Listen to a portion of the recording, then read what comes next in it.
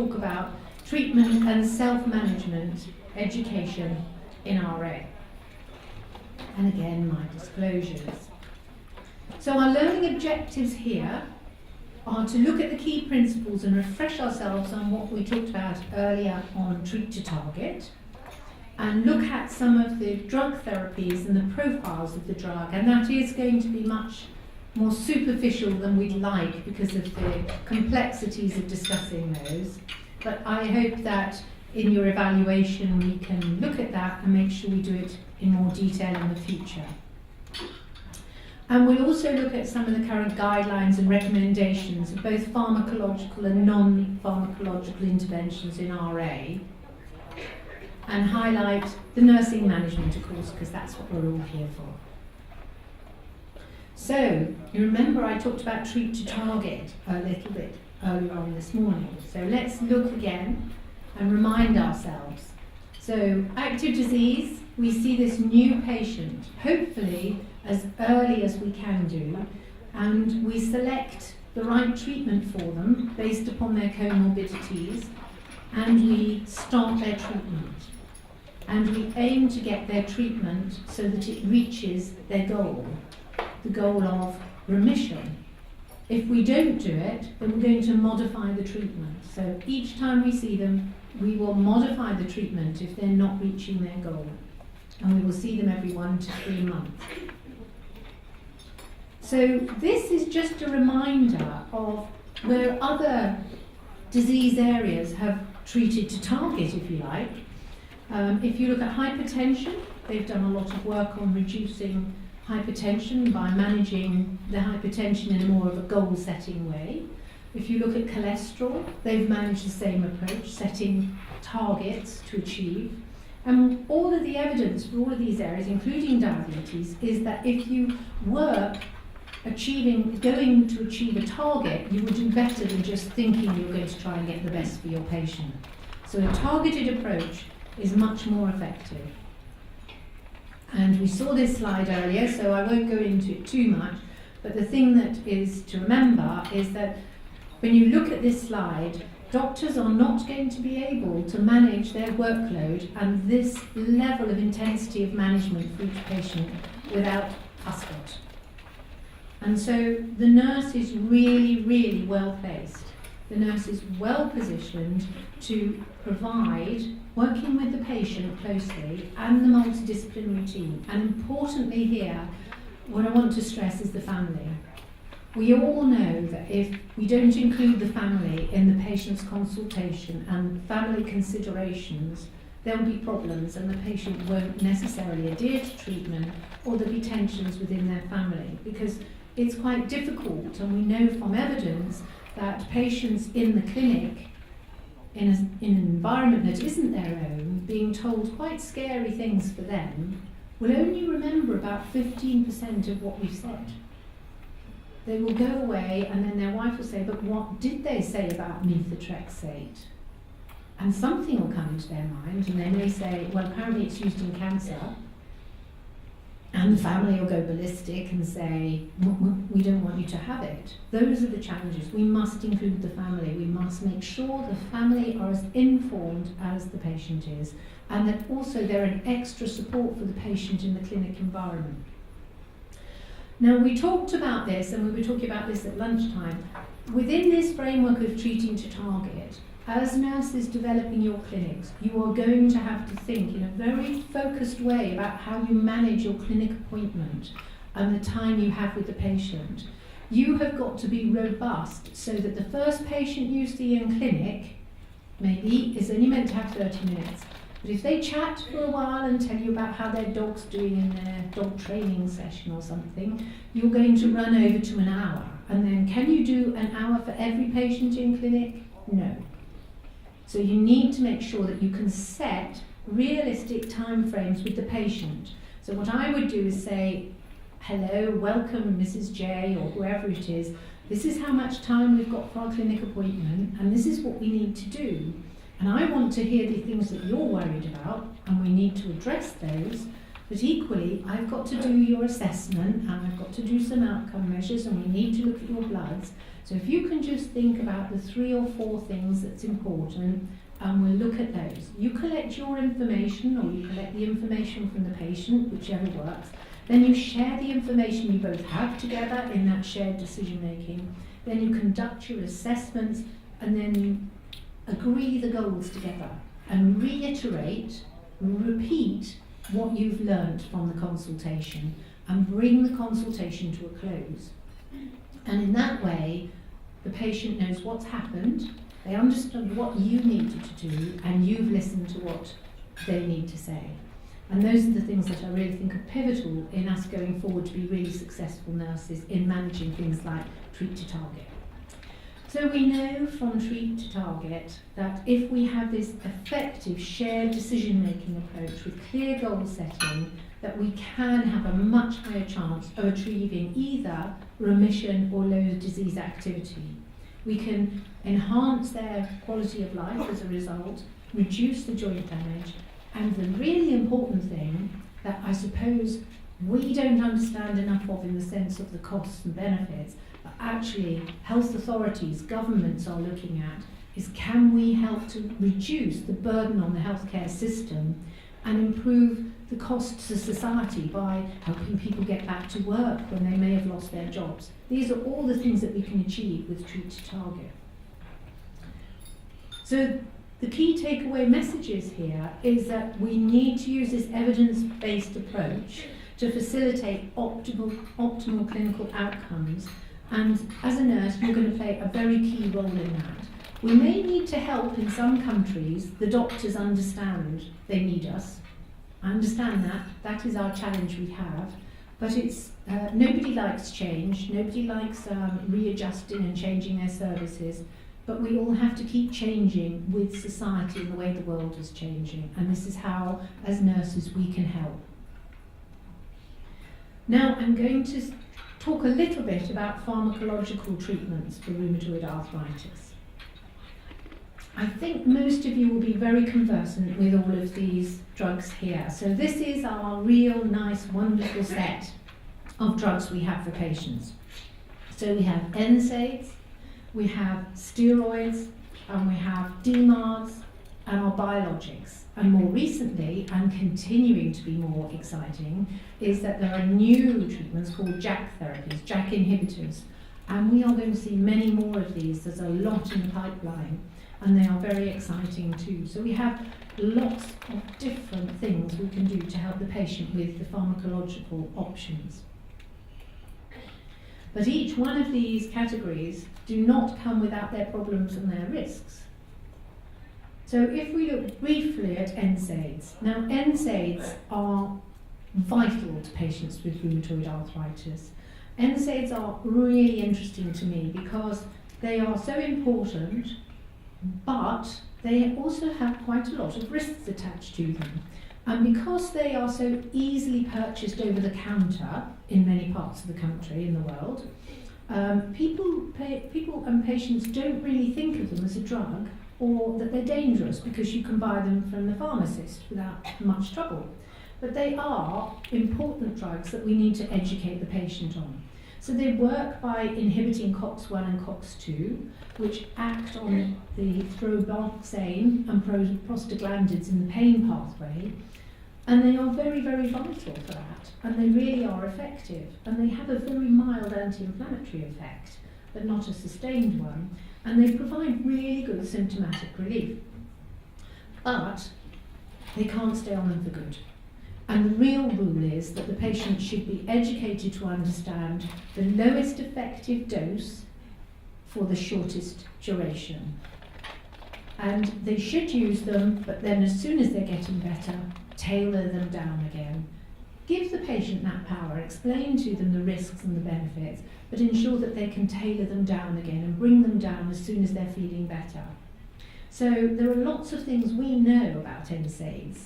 They cause serious GI symptoms. You need to worry about liver function, you need to worry about renal impairment, all of those things you have to think about. And you have to know that the patient is well enough. Patients with asthma often have a bit of a problem with NSAIDs, so the bleeding issue is a big one. And of course, what we've learned over the years is that, of course, the cardiovascular risks are much higher in patients on NSAIDs, and you have to be very careful of the patients that have cardiovascular problems. I wonder how many of your patients are prescribed a gastroprotection, something to protect their tummy when they have NSAIDs. In fact, they should all be. And in the UK, we set a standard saying that that should happen, but in my experience, I still see lots of patients that are not on anything to protect their tummy when they have NSAIDs. So one key message I would say is make sure those patients know shortest possible dose, lowest possible dose for the shortest duration, and gastroprotection. So we need to monitor patients when they're on them regularly. In fact, in the UK, we do not monitor all the time for renal impairment risks for patients who are on NSAIDs, because we assume that they're not staying on them all the time.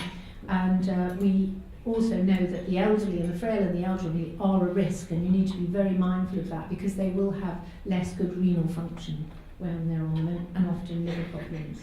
So you know that they increase the risk of bleeding, and those are things you have to be very mindful of when you're looking after patients who are taking them far too much. And sometimes they're taking 2 or 3 and they don't realise they're in the same class because they've got a different name when you buy them in the chemist. So that's a little bit of a problem. So steroids. Steroids can come in a range of ways that can benefit the patient. So we would do intra-articular injections, IV infusions, and of course oral. And oral steroids are very frequently now and advocated in Treat to Target as part of a bridging therapy when you first start patients on DMARDs. As we know, when we first start patients on DMARDs, they're in a lot of pain, they feel awful, and then you're going to give them this drug that's going to make them feel worse. So it's not a great deal, is it, for the poor patients when they come in. So being able to provide them with some steroids that will just help them feel better over that early phase of getting used to the DMARDs is really, really helpful. So they should again be used smallest dose, shortest duration when you have to use steroids. But they can be really like a devil and an angel to the patients. They love them and they hate them.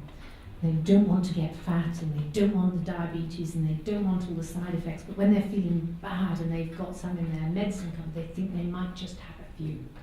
And some of the patients are very naughty with their steroids like that. So we have to educate them to understand the risks and benefits of them.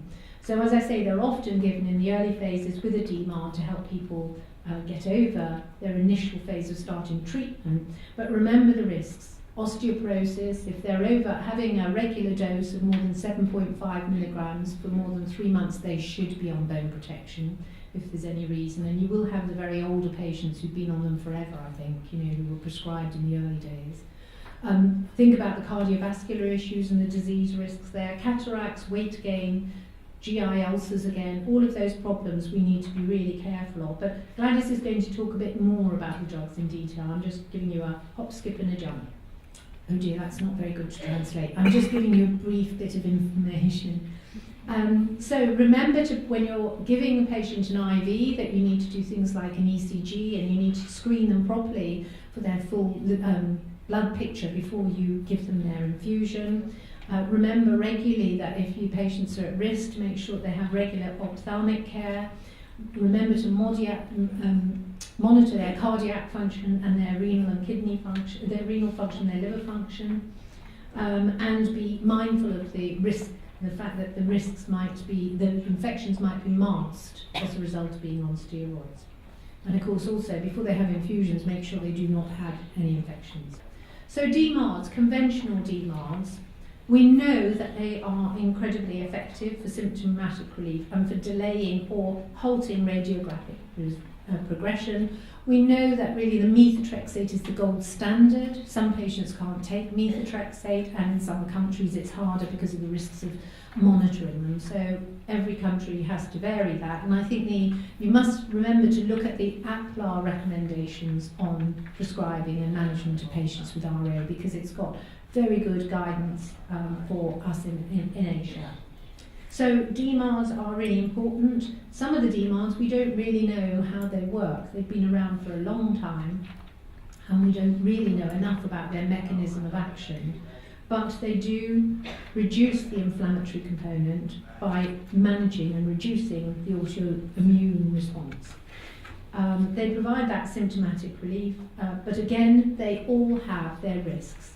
So remember that many of the key common risks for our DMARDs are immunosuppression, so white cell count issues, liver function test issues, patients who have renal impairment, again, you have to watch that they're excreting okay.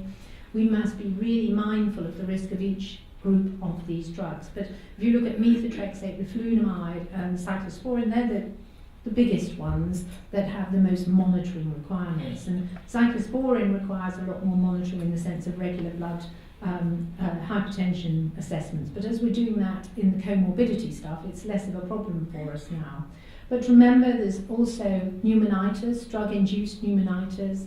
There are many risks with these drugs that we need to be mindful of.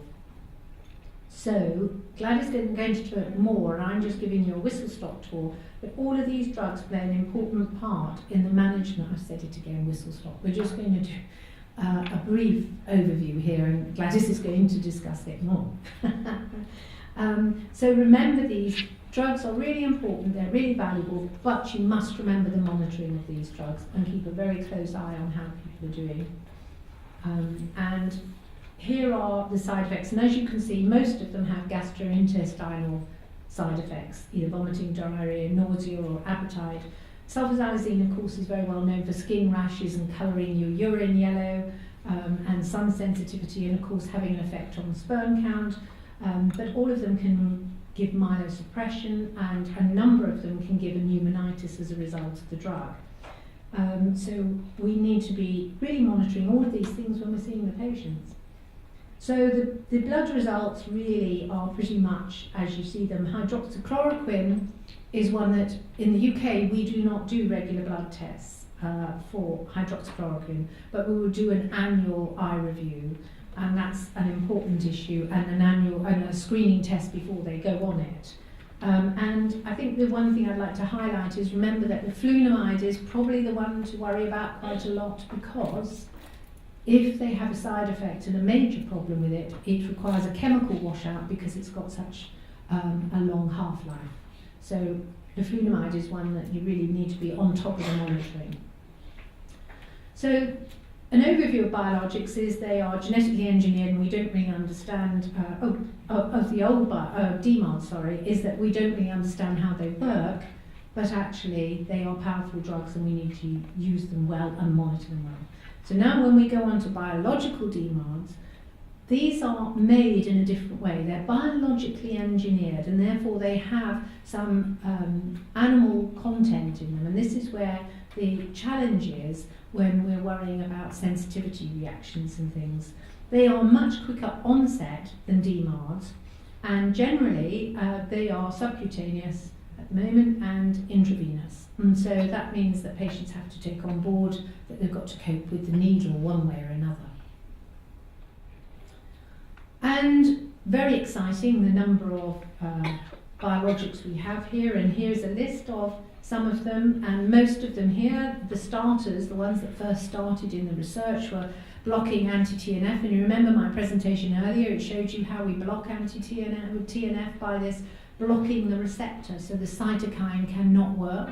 The inflammatory process is stopped because we blocked the receptor, locking into the cell and starting that inflammatory cascade. So inhibit TNF, and TNF is one of the inflammatory cytokines, and as you see here, so is IL-6, so is IL-1, and also research shows that IL-17. So these are all the names of cytokines, and they are really very actively involved together, interrelated really, in causing this huge inflammatory response we see. And then we have rituximab, which is an anti-CD20, and that is actually acting on the young, if you like, juvenile B cells as they mature. It depletes the B cells by taking away the young B cells as they develop before they become very active. And so that's depleting those. And abatacept inhibits T cell co-stimulation. So there's a connection between two lots of cells, and abatacept works between blocking those two cells. They're highly effective for symptom relief, and a lot of patients we see often are feel quite high when they first start, and they really feel good. And I think that has something to do with IL-6, which helps people feel a lot better too. It slows the disease progression, and generally speaking, the results are much better on radiological progression when you look at biologics rather than DMARDs. But often, these biologics are co-prescribed with the methotrexate, and they are optimised in their outcomes when they're prescribed methotrexate. And we see improvement within a few weeks, and response to TNF may occur as early as a few days after initial treatment. It's really wonderful to see, isn't it? So biologics, possible adverse events. Well, with good news, you always have a bit more bad news, don't you? So that with the biologics, you have to do much more screening. You have to be much more vigilant about opportunistic infections.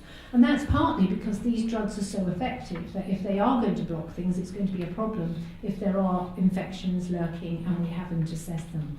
So the key thing to remember is that you need to be really on top of any infection that you see. You need to screen beforehand for TB, hepatitis B, HIV. This takes quite a lot of work and quite a lot of time, but they're really important things to do. And make sure you know about the history of previous infections, the risk of infections for the patients. You need to understand their work environment and where they go. If they travel a lot, if they're travelling to areas of high prevalence of TB. All of these things are things you have to think about. Again, also, because as I said, they're biologically engineered, we need to be mindful of the sensitivity reactions. So when it's IV, it can be quite dramatic infusion-related reactions. When it's subcutaneous, you can get really nasty injection site reactions, but also you can get them when there's poor technique. So those are things we need to train the patients well.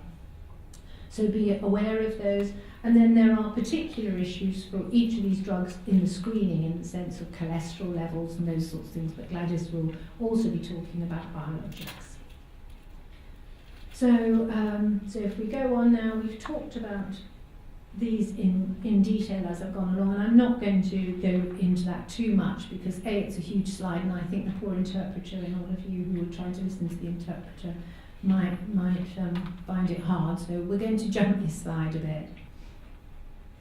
So the nursing considerations are that you should think about injectable biologics and the hematological changes. It's the same thing. We're going to have to be much more mindful of all the monitoring we do with these patients and look at all of these risks. You know, changing the white cell count, reducing the white cell count, anything like that you need to be on top of, especially before they have their treatment, and that's sometimes a challenge. Look at renal function, liver enzymes, etc. And of course the big screening that we have to do before they start treatment on TB and viral screening. And then I'm just going to talk briefly about JAK inhibitors and their mechanism of action. They are in that big inflammatory picture I showed earlier, but they are tiny, tiny intercellular, so between different cells, in the cells, signalling pathways. So JAKs are actually involved in signalling between cytokines and the cell receptor. So they actually work as the cytokine locks into the receptor. It is then that they have their power in reducing the action. And it seems to be that that's very, very effective in managing the disease and bringing down that inflammatory cascade we talked about. And they are very important in hematopoiesis, which is the development and forming of cells and immune cells. So they seem to be a really exciting innovation, and we have more to come, and I'm excited to see how we go with them. But again, we have to be very mindful. They are effective, but just be aware they are comparable to TNF inhibitors, and in some cases a bit better than that. And of course, the challenge we've got in research is that many of these patients have already tried several other biologics before they go on it. Again, the screening, I'm not going to labour this point because Gladys will, and I've already said it, so we will just go on past this slide. But they require the same level of scrutiny and screening as we've talked about, except for you do need to be aware of low white count and of course of low haemoglobin. And that's a bit of a challenge with our patients, because often if they've got bad disease, they will have low haemoglobin. But make sure really we're on top of all the infections and the monitoring as we would normally. So what do I want to say here that's going to be helpful to you? They're often prescribed, as I said, in the pathway, but often after patients have failed DMARDs and each country will vary, but we have to have them failing after at least 2 biologics. So those patients are quite resistant to having their disease managed. And they seem to be slightly more of a problem with viruses. So herpes zoster viruses tend to be a bit more of a problem with these drugs than others so far. And most countries have registries now to look at what's happening with these drugs over time, because sometimes you get things coming up in data that may actually over a period of time prove to be part of the normal picture of biologics, a bit like we saw with anti-TNF. So, I'm just making sure I'm not going too fast. Is it okay? Okay, you understand? Yeah, oh good. Okay, so the therapeutic considerations for this area is that the key to this is that we need to provide good nurse education for the patient and good routine nursing care to improve the patient's confidence, knowledge, and safety on these drugs. We need to work with the patient to empower them to understand as much as they can about the drugs that they're on. And I would just say one note of caution: I think we must be very careful that we always educate them, telling them the risks and balancing it up with the benefits. And I think when we first start in nursing and doing clinics and talking to patients, often we tell them, because we feel very responsible and we're very worried about all the risks, so we tell them all the risks, and they mount up and the patient sits there thinking, wow.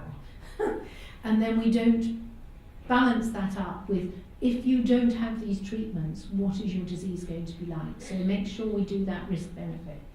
But remember, give them the power with the NSAIDs, but give them the knowledge to make sure they use them properly and safely for their own sake. And that DMARDs, the other thing I would say is that methotrexate, co-prescribed biologics, there's been some studies that show lots of the patients do not take their methotrexate because they think their biologics so fabulous. So this is something that's worth talking to the patients about, because if they're not quite achieving their target, it may be that methotrexate will just kick them into achieving their target. So a lot of patients are secretive about that and don't say, but Professor Paul Emery did a study recently showing that. So emphasise how safe the treatment can be if they're monitored well and if they can effectively communicate and manage their disease well themselves. And think critically about what you need to learn and understand about risks and benefits so that you are continually increasing your knowledge and expertise, because these drugs will keep coming and you need to keep up to date and understand them. But have the conversation about the risks and benefits. Now, I'm just going to show you this slide, which is really showing you ACR, EULAR and APLAR recommendations. I'm not going to go to it in lots of detail, but just to say they're pretty much all doing the treat to target, as you can see on these 3 guidelines. If you look across here, they're all saying this is the approach, treat to target, overarching principles, treat to target, okay? NSAIDs aren't really discussed there because they're discussed in other documents actually, but they're talking about using them at the shortest possible dose, duration on the shortest and the lowest dose.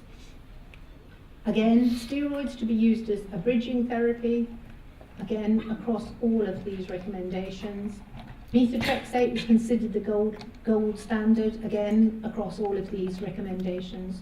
Leflunomide, some areas don't use it so much, but leflunomide is obviously a choice with those that can't cope with methotrexate, and again recommended as first line.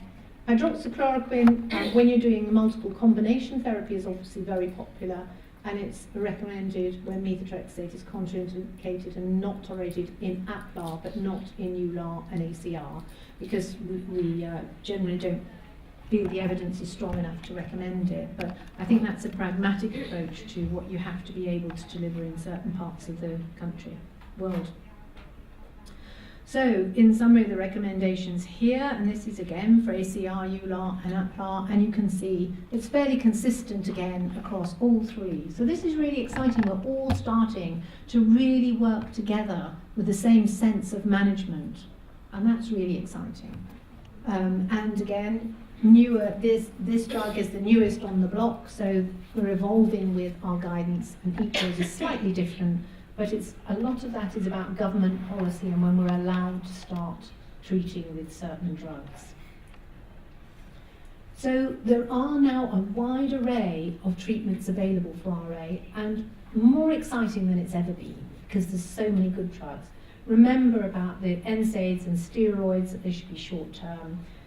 Remember that we've got the biologics and the JAKs and the DMARDs all there ready to help manage this reduction in disease progression. And look at the side effect profiles carefully, and you're going to play a very key role in this. It's a huge amount of work, even for lots of nurses. So to do this well, we're going to have to work incredibly hard together.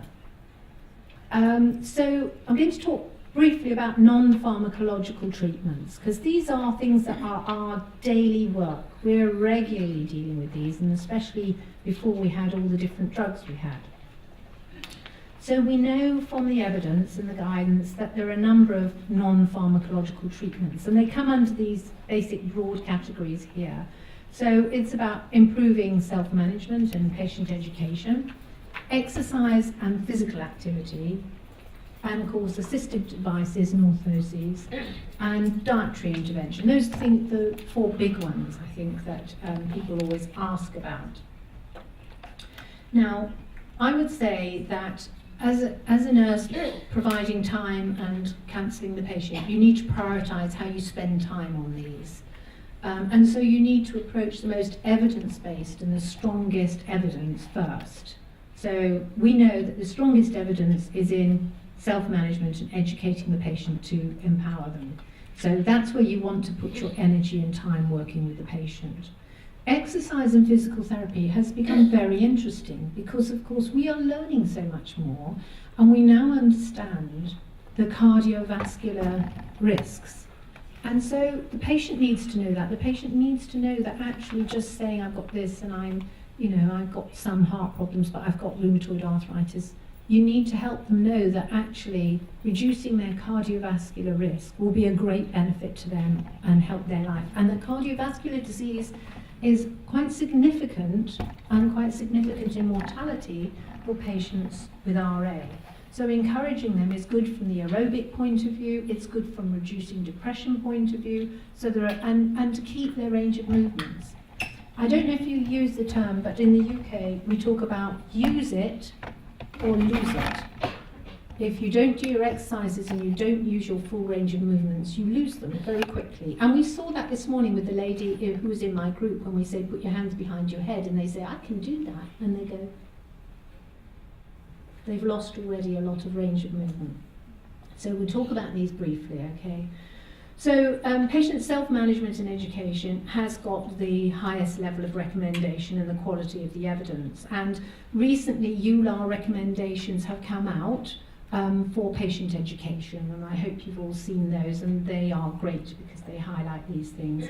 And then you will see below, oops, sorry, I've jumped, I should have used the pointer instead, and you will see that the evidence is moderate to high on psychological interventions, but when you break this down, some of those psychological interventions, I would say, are part of self-management and patient education. So improving self-efficacy and coping strategies is what you're aiming to do when you deliver a patient education program.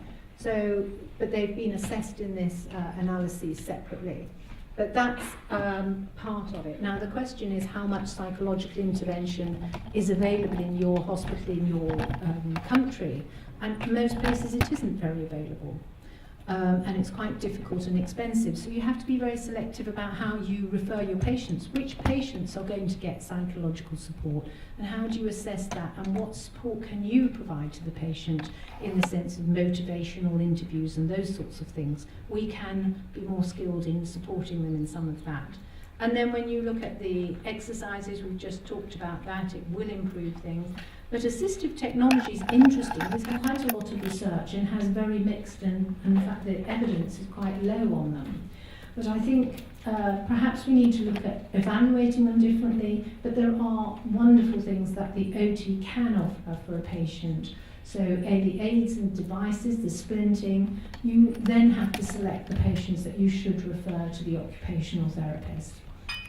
And again, they need to do much more research to demonstrate the work that they've done and the value of that. So hand and foot issues, I think for me, foot problems have not been researched enough, nor have they been introduced well enough to patients. So often we send patients to podiatrists. How many patients do have podiatrists in their department? Can you put your hands up? Not many. Yes, and podiatrist, foot help for the patients.